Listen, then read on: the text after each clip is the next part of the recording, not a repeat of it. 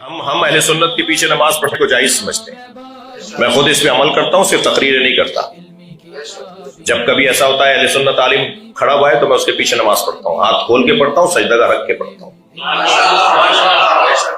اور انہیں معلوم بھی ہو جاتا ہے کہ کوئی شیعہ ہمارے پیچھے نماز پڑھا, اور میں اسی حلیے میں زیادہ تر رہتا ہوں, تو یہ بھی پتہ چل جاتا ہے کہ شیعوں کا کوئی بہرحال غیر ذمہ دار نہیں. اہل سنت علماء کے پیچھے نماز پڑھنا ہمارے یہاں جائز ہے.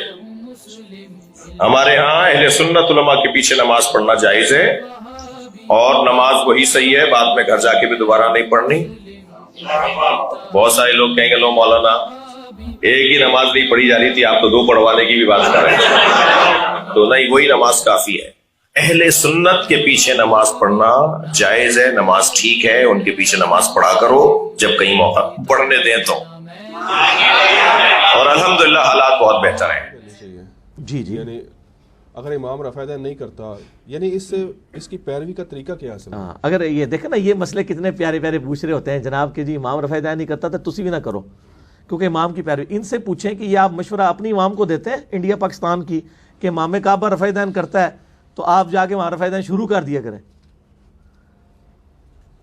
ساڈے کو تو پھر اس طرح نہیں جواب نے, اتنے انہوں نے پڑھا کے بھیج دیو آج ٹریننگ دے دوران کہ اتنے امام کعبہ اونچی آمین کہتا ہے تو امام کی پیروی کرنی چاہیے, لہٰذا جہاں بریلوی دیوبندی جائے اتنے آمین اونچی کہے, اتنے بلکہ یہ بھی کہیں گے نماز ہی نہ پڑھو پیچھے.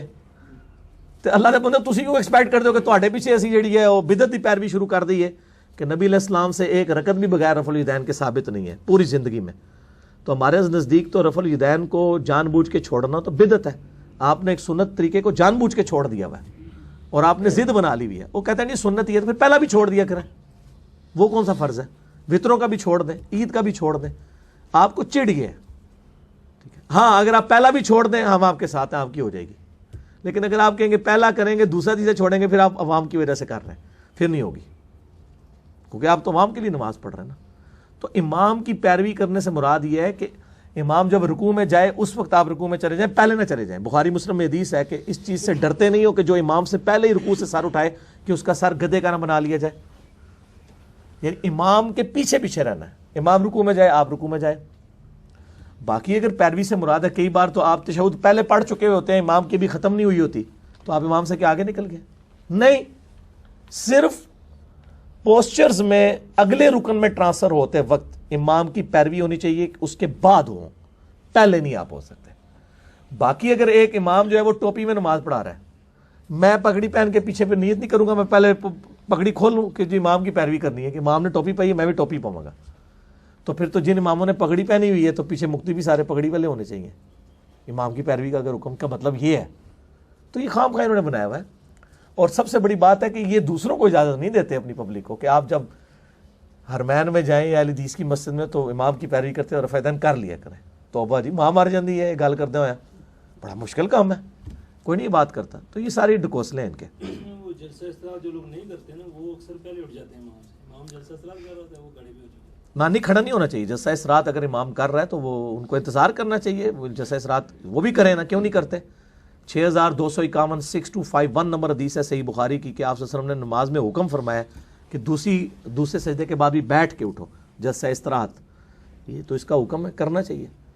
ابھی امام کعبہ بھی نہیں کر رہا یہ. تو باقی جو سنت کے مطابق نماز پڑھ رہا ہے اس کے ساتھ تو یہ مسئلے ہونے نہیں, وہ بیچارہ ویسے ہی لیٹ ہوگا, جلسہ استراحت بھی کرے گا رفع یدین بھی کرے گا. امام تو ڈائریکٹ رکوع ٹوٹ جائے گا, وہ بیچارہ پہلے رفع یدین کرے گا پھر جائے گا. وہ تو بڑی صحیح پیروی کر لینا ہے جڑا سنت کے مطابق نماز پڑھتا ہے. اگر امام بیٹھ کر نماز پڑھائے تو مقتدی کو بھی بیٹھ کر نماز پڑھنی چاہیے یہاں؟ ہاں یہ دیکھیں گے مسئلہ ہمارے جیلم میں بھی ایک دفعہ کھڑا ہو چکا تھا پچھلے رمضان میں. وہ ہمارے ایک امام صاحب کافی بوڑھے ہو چکے ہیں, 70+ ہیں, ان کو آج بھی امامت کا شوق ہے.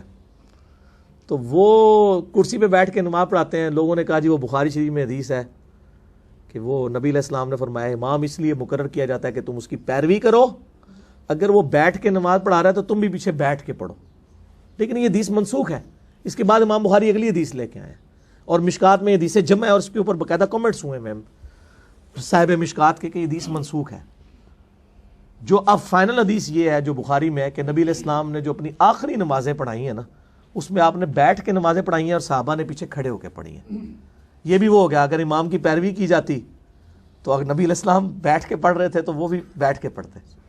تو ان کے ساتھ تو عذر تھا نا کمزوری کی وجہ سے، پیچھے آپ جو ہے نا وہ کھڑے ہو کے نماز پڑھیں گے تو وہ بالکل ٹھیک ہے. اگر امام بیٹھ کے نماز پڑھا رہا ہے تو پیچھے کھڑے ہو کے پڑھیں، اور بیٹھ کے پڑھنے والا امامت کروا سکتا ہے. اگر اس کو قرآن زیادہ آتا ہے تو اس کا معذور ہونا یا کمزور ہونا یا نابینا ہونا اس چیز کا عذر نہیں ہے کہ اس کو امامت سے ہٹا دیں. اگر آپ کو قرآن صحیح طریقے سے آتا نہیں ہے اور جو بیٹھ کے پڑھا رہا ہے وہ قرآن کا ماسٹر ہے تو اسی کو امامت کروانی چاہیے. تو وہ پھر میں نے ان کو بتایا کہ بالکل ٹھیک ہے، پڑھا سکتے ہیں آپ کی مسجد کے، تو وہ تو مطلب اس تو کوئی ایسا ایشو نہیں.